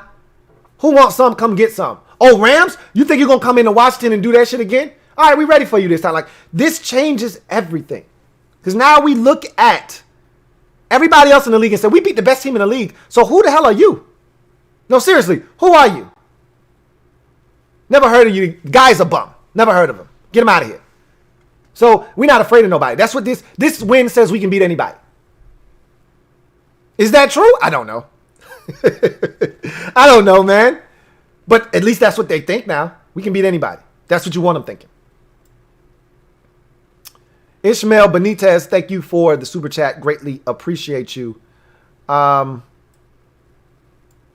see. I think I got another super chat here. And it is from Ishmael Benitez. Thank you for the super chat. Greatly appreciate you. Double up. Thank you for doubling up, Ishmael Benitez, who writes, Logan Thomas getting the game ball. You're damn right he is. Absolutely. He deserves the game ball. Without question. I've already said Cam Sims deserves a game ball. Logan Thomas deserves a game ball. Alex Smith deserves a game ball. Montez Sweat deserves a game ball. I thought those guys were fantastic, all of them. So, a lot of game balls. Ron Rivera deserves a game ball. Jack Del Rio deserves a game ball. There should be a lot of game balls being handed out. This was a massive win. When you go on the road and beat the last undefeated team in the league at 11-0 in their building, you deserve a game ball. You get a game ball, you get a game ball, you get a game ball. It's like Oprah. Everybody get a game ball.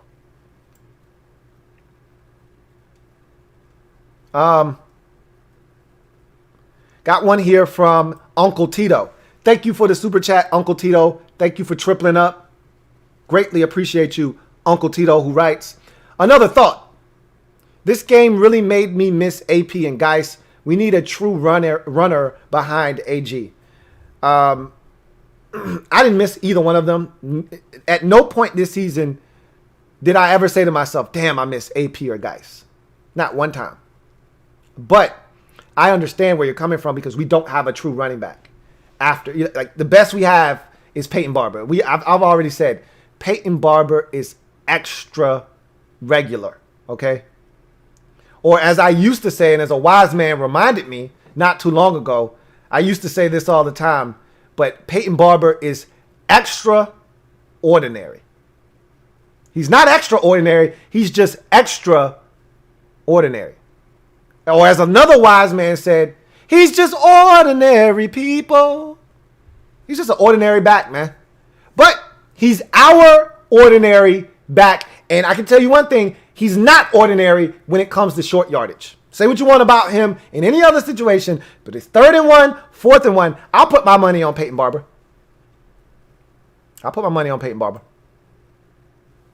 Clumsy Jedi 26. Thank you for the super chat. Greatly appreciate you. Clumsy Jedi 26 writes, 2 words. Super Bowl bound. We can beat anyone. Whoa, whoa, whoa. Okay. Slow your horses. Slow down a little bit. Somebody said Super Bowl earlier, but they were joking. You sound serious. I think you're joking. I'm just going to assume you're joking. But this does prove that on any given Sunday, or in this case, any given Monday, it could happen. Anyway, let's see. I got another super chat. Let's see. One more super chat. This one is from Alec Meehan. I think we're here. It's here or here. We'll go both. Alec Meehan writes, the 2006 OC was Don Bro. No, it wasn't. It was the Air Coryell guy, man. Jeez, now you're going to make me look him up. I didn't want to do it because I didn't care enough. Now I do. And I remember he was like the Rams OC, and he was known for having this extensive playbook. Al Saunders. I didn't even have to finish looking it up. Al Saunders is his name. That was the coordinator in 2006. Joe brought him in after the 05 season because Joe thought that his offense wasn't good enough.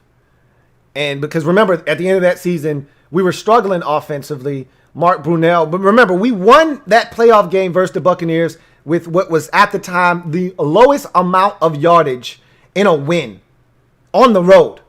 I think we had less than 100 yards of total offense in that game versus the Buccaneers, but we won. And so Joe, at the end of that season, felt like I need to bring somebody in here that can spruce up the offense. And he brought in Al Saunders, and we took a nosedive that next year from an offensive standpoint. We were better offensively, but we weren't better defensively, and we weren't good enough as a team. We lost a lot of games that year. But, yeah, anyway, I digress. All right, got one more super chat here. This one is from Metaphor. Windshield wiping it now. Really appreciate you. Actually, we're here with it. Can't see you.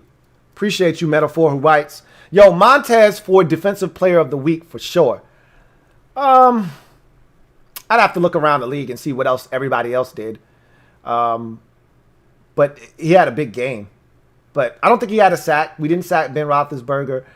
He had some good plays in the run game, but I don't know if batting 3 or 4 balls gets you Defensive Player of the Game. Had he had a sack in there too, yeah, you could probably make a strong case for him. But we know the impact that he had in this game. I don't think somebody looking at stats would say, oh, 4 batted balls, defensive player of the week.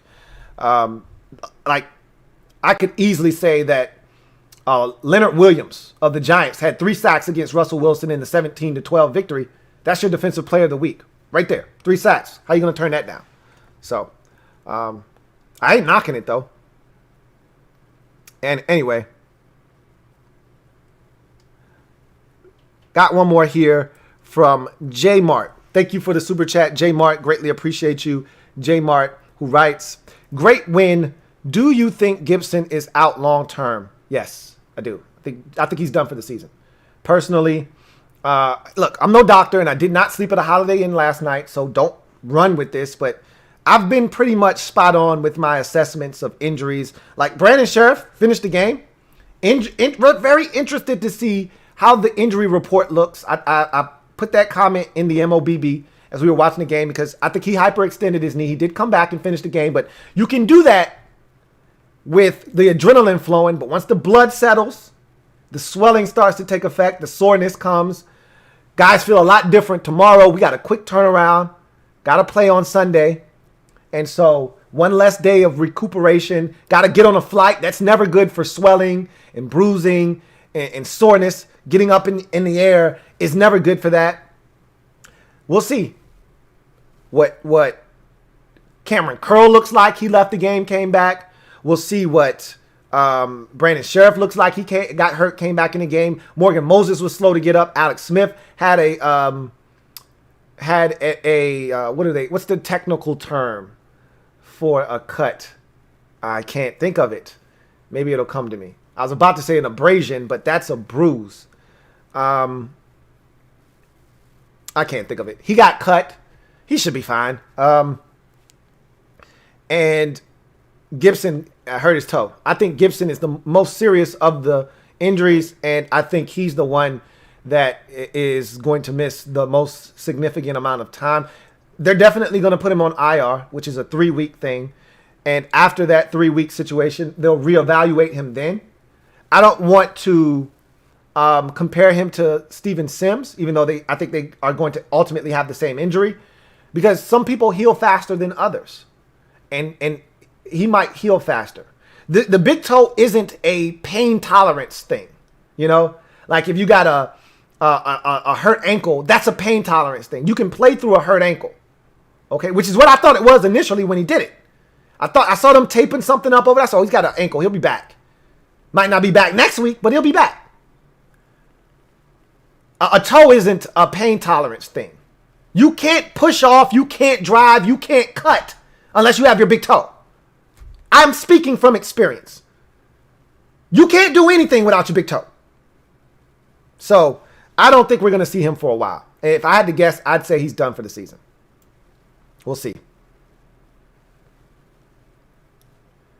Laceration. That's the word. Thank you, all of you out there that said laceration. That's the word I was looking for. It was a laceration. Contusion is a bruise. It was and metaphor says contusion, son. It's not contusion. That's a bruise. It's laceration. He got cut. That was a laceration. Thank you for that. Anyway. Y'all are so ruthless in the comment section. Anyway, thank you, Metaphor, for the super chat. Really appreciate you. On that note, I'm out of here. You guys are some fools. Enjoy the rest of the night. Celebrate. I'm probably going to be up way later than I need to be because I got to watch this Buffalo game. And I'm on a high right now. And I'm going to go get me a beverage. And I'm going to fill that shit all the way to the top. Guzzle that down and then fill it up again. And I'm going to enjoy the night, man. Feels so good, man. God, this feels good. We deserve this, man. We deserve this. And we're not done yet. We deserve this. We deserve more. So let's go get it. We'll be back tomorrow to talk about this ad nauseum, break it all down. I can't wait to watch that post-game victory speech. I can't wait till they upload that thing to YouTube. I'm going to be all over it because I know it's going to be epic. You guys enjoy the rest of your night. I'll be back later to break down Bills and 49ers. Hey, if you got some time, watch the 49ers. That's our next opponent. Go ahead and start getting a head start on some homework. I told you, you had homework over the weekend. Here's part of that homework. 49ers, next opponent. Let's see what they're talking about. So, in any event, if you haven't already done so, what are you waiting on? Subscribe to the Louie T Network for more great content. Turn on that notification bell so you don't miss a thing. I really appreciate you guys for all of the likes. If you haven't hit that like button, go ahead and hit it. I'm 3 away from 500. Make it happen. If you haven't hit that like button, push this thing up over 500 likes. Really appreciate you guys. With that being said, celebrate! 3-game winning streak. Knock the Steelers from the ranks of the unbeaten. We here. Hey, Giants, bring our goddamn own division back, man. Put that shit down right here where it belongs. We coming for what's ours, man. I love it. Want more of it. I'll see you guys tomorrow, or for some of you later on tonight, whatever the case may be. Enjoy. This one was big. Real big. Have some fun with it. I'll see you later. Have a good one.